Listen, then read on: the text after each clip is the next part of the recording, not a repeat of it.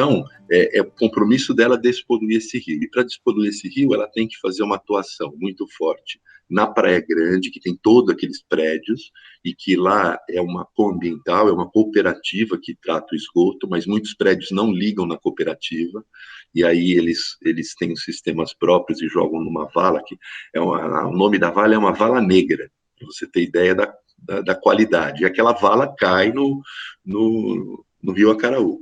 Então, um dos objetivos é atuar fortemente para poder despoluir esse rio. E isso já são sinalizações que mostram um caminho para a gente poder melhorar a qualidade de vida de todos, né? Porque o que ela falou ali, a Baía do Itaguá, né, é uma tristeza de você imaginar que um lugar lindo como aquele, que na década de 60 e de 70 ele tem areia monazítica, e dizem que a areia monazítica tem propriedades reumatoides, né, que curam reumatismo. Então você via aquela praia, vinha um monte de velhinhos, deitavam na areia, se cobriam com aquela areia preta, uma areia bem escura, para poder fazer um tratamento, né? E hoje, se elas fizerem isso, elas podem curar do reumatismo, mas elas vão ficar cheias de bereba na pele, porque aquela praia está completamente poluída, né? Então, é triste de ver isso, e acho que isso é uma coisa que a gente tem que ir, e aí entra na educação, né? Voltando para o nosso questionário, para o nosso hall de perguntas, né? A educação é fundamental para isso, para que a gente possa fazer uma mudança na perspectiva dessas crianças, no entendimento delas, de como elas podem ajudar a não ter um mundo igual a esse que, infelizmente, minha geração está deixando, né? Um mundo sujo, poluído, onde o plástico é um terror. Ontem eu assisti um filme na Netflix muito, muito bom, muito triste, mas muito bonito, no sentido de demonstrar o quanto o plástico é um problema para os oceanos, né? E as pessoas acham que o problema dos oceanos é o plástico grande, e na realidade, o plástico grande, com o tempo, vai se dissolvendo e forma o que a gente chama de microplástico. Esse microplástico é um grande problema da poluição dos oceanos. O plástico grande ele até serve de casa, né, de habitat, mas o microplástico ele é ingerido pela cadeia alimentar e você tem uma perda de biodiversidade aí muito grande em todos os sentidos. E o filme é muito sensível com relação a isso. E ele trata de uma questão que é uma questão também muito importante, que é a questão das mudanças climáticas, né? E como o fato de você consumir carne, não só carne vermelha, como peixe, né? Que as pessoas acham, não, comer peixe é muito bom, né? O mar vai ter peixe sempre, isso não é uma verdade. Existe uma sobrepesca de pescados muito significativa, uma perda muito grande de cação, né, tubarões, o atum, e os criadouros, né, as pessoas que gostam de comer aquele salmão bonito, né, esses criadouros, no filme retrata muito bem, você tem uma poluição embaixo deles muito grande, doenças, então você precisa tratar com medicação. Olha, a gente vê que o bom mesmo é comer plantinha, apesar que eu sou carnívoro, mas o bom mesmo é a gente comer plantas criadas para a gente mesmo em casa, que a gente vai garantir aí uma alimentação melhor, né? E exigir uma questão de segurança alimentar, né? Hoje você tem os grandes latifúndios também, que acabam criando desertos verdes, não só de plantação de leguminosas, como soja, por exemplo, como também você tem um problema dos reflorestamentos, né? E aí você tem grandes florestas, mas são monocultura e você não tem mais nada dentro, né? É uma floresta, é bonito, só que você não tem nada, não tem vida lá dentro, só a vida vegetal. Vida animal, que depende de um ecossistema diverso, não consegue sobreviver nesses locais. Eu falei muito aí que eu gosto de falar. Não, excelente. Eu tô adorando o nosso papo aqui. Ainda bem que você retomou o debate educativo, porque eu tava me esforçando aqui, né? Nossa, quanta coisa legal pra gente juntar e relacionar, né? E problematizar, né? E aí eu queria colocar mais um elemento ainda sobre o latifúndio, que é a prática extensiva do uso de agrotóxico, Sim, né? não Porque tenha esses dúvida. agrotóxicos, eles não vão ficar lá, né? Uhum. Tem agrotóxico que vai ser lixiviado e muitas vezes são lixiviados até o mar, né, um aporte de nutrientes gigantes nos sistemas estuarinos, o que nem sempre contribui para a manutenção do equilíbrio desses espaços, né? E, enfim, prolifera doenças. Eu acho que isso E tudo, você né? tem, além dos agrotóxicos, você tem o mercúrio também, né? Que o mercúrio também é um problema, ele é bioacumulativo. No filme tem uma série de questões didáticas, né? Mostrando assim o camarão comendo aquele crustáceo menor, que aí ele fica contaminado, aí vem o peixe que come o camarão, aí vem outro peixe que come aquele peixe que come o camarão, e todos esses peixes ficam com o mercúrio no seu organismo, e a gente vai e consome, né?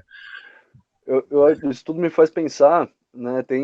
A gente aqui no Extensão Natural, a gente traz como um princípio da sustentabilidade complexa, né? E não no sentido de que é complicado, mas no sentido de que tem muitas dimensões, né, que estão relacionadas para determinar, né, os fenômenos da nossa relação com o meio ambiente. Por exemplo, não é só econômico, não é só social, não é só histórico, né, não é só ambiental, né, não é só físico, né? E eu acho muito interessante, né, o como muitas vezes o meio ambiente ele pode ser um eixo estruturante, né, a preservação do bem-estar humano e o bem-estar ambiental, né, pode ser algo que é transversal às ações e à forma como a gente se relaciona no meio ambiente. E aí pensando num projeto pedagógico e muitas vezes até urbanístico, né, fica nítido, por exemplo, o quanto uma ocupação desordenada do solo, né, pode gerar um acúmulo indevido de resíduos sólidos e de esgoto, né, e, enfim, isso pode ser, se não é feito de forma adequada, né, isso pode gerar impactos severos no meio ambiente, como esses que a Lídia relatou para a gente. E aí o que eu queria te perguntar, né, é como é que, enfim, são os mecanismos legais de gestão territorial, né? A gente tem o Estatuto das Cidades, a gente tem plano diretor, a gente tem lei de parcelamento, uso e ocupação dos solos, né? Todos esses são espaços que eu entendo que estão em disputa, né? Que carregam essa complexidade e que estão em conflito, né? E aí a minha pergunta é a seguinte, né? O como esses mecanismos são passíveis de serem ocupados por um projeto educativo, né? Que preze pelo bem-estar das pessoas, pelo bem-estar ambiental, né? E por essa continuidade do meio ambiente como a gente vê acabando, né? É uma Eu pergunta que gostaria de talvez não tenha responder essa resposta, sua mas pergunta, já respondendo dentro do nosso roteiro, né? Como que as pessoas podem apoiar esses projetos é, que podem causar transformação social, né? A gente, infelizmente, está vivendo um momento sociopolítico onde as pessoas estavam muito descontentes com a corrupção e acabaram optando numa alternativa à corrupção, um governo que tem uma leitura social, no meu entender, tergiversada, e que entende a participação social como sendo uma questão de esquerda. E aí ele nega a participação social em todas as esferas. E quando você nega a participação social, você aumenta a corrupção, porque a participação social é o que faz o controle social, que num dos cursos que eu fiz, né, é o accountability, né? Qual que é o accountability da social que a gente tem? A gente vive numa democracia de baixa intensidade, porque ela é representativa, ela não é direta, e a representatividade dela, por ter uma população muito pouco instruída e que muito pouco se envolve com as questões sociais, né, e de participação, acabam votando nas pessoas que prometem alguma coisa para elas ou que compram o voto delas, né? E não pessoas que tenham uma leitura de mundo que elas têm. É proposital isso do modelo econômico que a gente vive, né? Você gera a distorção social. Então, assim, para as pessoas, se alguém promete um emprego, ela já acha isso o máximo. E aí ele promete um emprego, ou que vai dar emprego, mas na realidade ele vai se beneficiar do espaço que ele está, porque ele está pouco se preocupando com o que realmente aquela população precisa, que é muito mais do que o emprego. Né? O emprego é importante, mas você precisa de mais do que o emprego. E para você ter mais do que o emprego, é uma luta social. E as pessoas parece que naturalizaram as lutas sociais.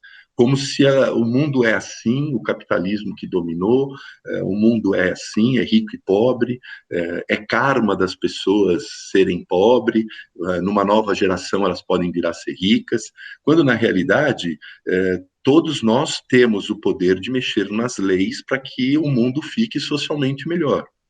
E a participação social é fundamental para isso tudo que você colocou. Em todas essas instâncias, a participação social é o que faz a diferença na construção do território. Né? E o território é uma leitura de espaço, né? Ele não é o local que você está, ele é o território que você vive. Né? Ele é mais do que isso, ele é as comunidades tradicionais, ele é a fragilidade ambiental, o ecossistema que ele está inserido. E essa leitura tem que ser trazida para a construção dessas políticas públicas que você colocou. A gente tem o Estatuto da Cidade, mas a gente não tem o Conselho da Cidade aqui em Ubatuba, por exemplo. E o Conselho da Cidade é fundamental para você definir quais rumos que você quer dar para a maneira como a cidade vai estar se desenhando. Né? Aí você tem um grupo, ou vários, vamos dizer, o grupo de pessoas ligadas à construção civil, por exemplo, ao setor imobiliário, que sabe muito bem disso, que são muito espertos e que ocupam esses espaços.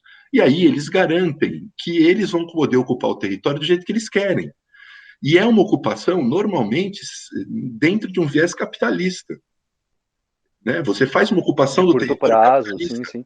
Isso, eles estão um pouco preocupados se lá você vai ter um aparelho do Estado, por exemplo. Se o plano diretor ele serve para você dizer, olha, no bairro tal está carente de ter um CREA, né, um serviço de atendimento social, ele está carente de ter uma UPA, um serviço de medicinal, tem que ter uma creche.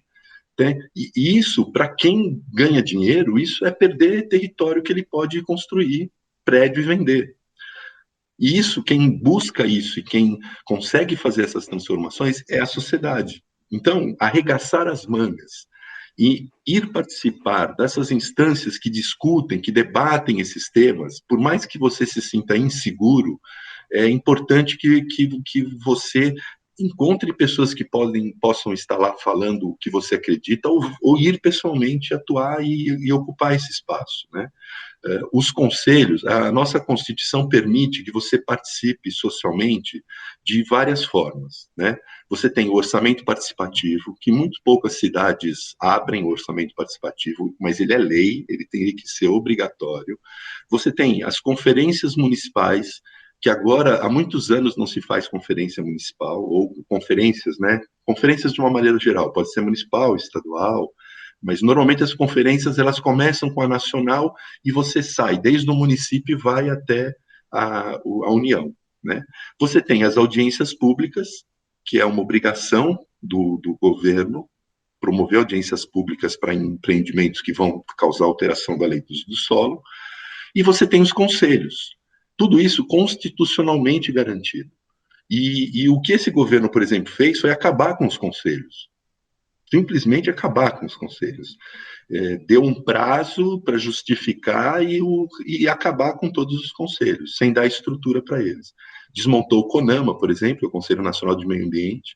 A participação social se dá por sorteio, o que não deixa de ser uma forma, digamos assim, sui generis, né? Porque o sorteio não mostra a vontade do grupo que teria o poder de estar colocando alguém lá que fale em nome dele, né? Então, o sorteio tira essa possibilidade de articulação, de conversa, de pacto social, e não permite os pactos sociais. Nós vamos pagar o preço disso na próxima gestão e nas próximas gestões. Vão ser anos que a gente vai pagar o preço do fato de termos a pouca participação social que a gente tinha ser cerceada. E isso favorece a corrupção. Então, as pessoas estão achando que puseram um governo que vai combater a corrupção, elas puseram um governo que está instrumentalizando a corrupção que estava sendo combatida. Eu nunca tinha visto na história desse país empresário ser preso porque corrompeu. Nunca tinha acontecido isso. O próprio presidente, certo? Então, essas coisas mostram uma certa independência e um certo empoderamento da sociedade que a gente está perdendo agora. E as pessoas gostam de ter uma pessoa que seja aquele salvador da pátria. E aí delega para aquela pessoa resolver os problemas, né? Não é o nosso objetivo aqui fazer um questionamento político, mas é importante que se ressalte. A gente está vivendo hoje mais de 3 mil mortes por dia por uma incompetência administrativa governamental que ficou negando que essa pandemia poderia causar os problemas que está causando agora. E aí as pessoas ficam reclamando que não conseguem trabalhar e tudo mais. Mas, gente, a ligação é direta. Se você vai trabalhar e sofre um acidente de carro e tem que ser internado numa UTI e não tem UTI para ser internada, você vai morrer. Então, não dá para... As pessoas não perceberam ainda... aliás, ainda bem que já perceberam, já mudaram o ministro de saúde, já está tendo outra política, mas demorou para isso acontecer, né? E a gente vai demorar mais tempo para sair disso por conta de uma inépcia do governo. Desculpa eu fazer essa crítica ao governo federal, mas eu acho que é importante que as pessoas se deem conta de que a gente precisa achar representantes que garantam que a gente possa continuar evoluindo civilizacionalmente. A civilização precisa evoluir. Para ela evoluir, a democracia é importante, a participação social é importante, o controle social é importante, e quando isso é negado, a ciência é importante, a educação é importante. E quando isso é negado, né, e eu estou dizendo que isso é negado porque nós temos um presidente negacionista, né, ele não acredita nem na questão das mudanças climáticas. Então, é muito complexo isso. Então, e a gente precisa trazer isso de volta para a gente, enquanto sociedade. Né? Não é? Temos que descobrir qual que vai ser o caminho que a gente vai achar para poder retomar a participação social e poder retomar a história nas nossas mãos. Eu gosto muito de dizer assim, a gente tem que se empoderar, tem que se emancipar primeiro, para se empoderar para governar. Então, assim, emancipação, empoderamento e governança é a saída que a gente tem enquanto sociedade de tomar os rumos nas nossas mãos. Porque senão a gente vai ser gerido pelos interesses econômicos, pelos interesses escusos, pelo favorecimento individual, e isso toda a sociedade perde, né?